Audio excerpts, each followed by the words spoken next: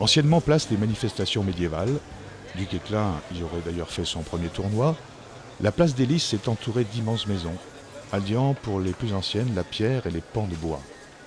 Elles appartenaient aux parlementaires.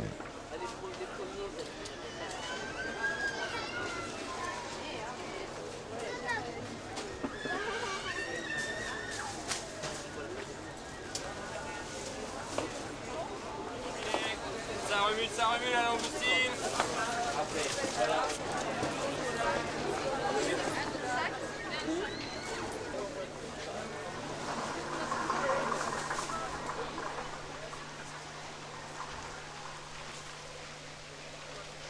L'église paroissiale Notre-Dame était autrefois l'église de l'abbaye bénédictine.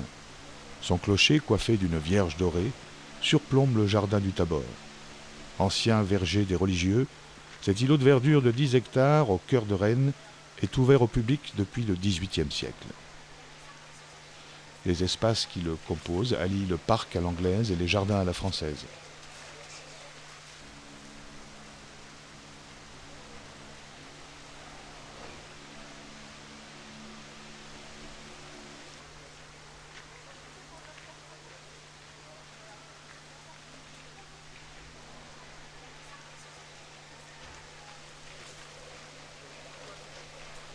Le Parlement de Rennes résume à lui tout seul une part importante de l'histoire de la ville.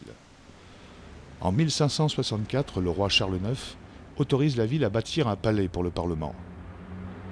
Pour le financement des travaux, les bourgeois instaurent une nouvelle taxe qui s'appliquera aux ventes de vin et de cidre vendus dans les faubourgs.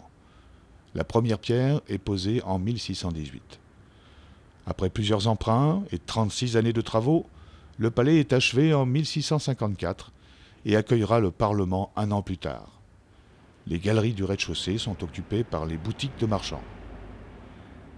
En 1720, un incendie ravage plus de 900 habitations et bâtiments, mais il épargne le Parlement. Un nouvel incendie dans la nuit du 4 au 5 février 1994 détruira la partie supérieure des combles jusqu'au plancher du deuxième étage. Dès l'automne, l'État s'engage sur la reconstruction et le Parlement réouvre ses portes en 1999. Il abrite aujourd'hui une cour d'appel.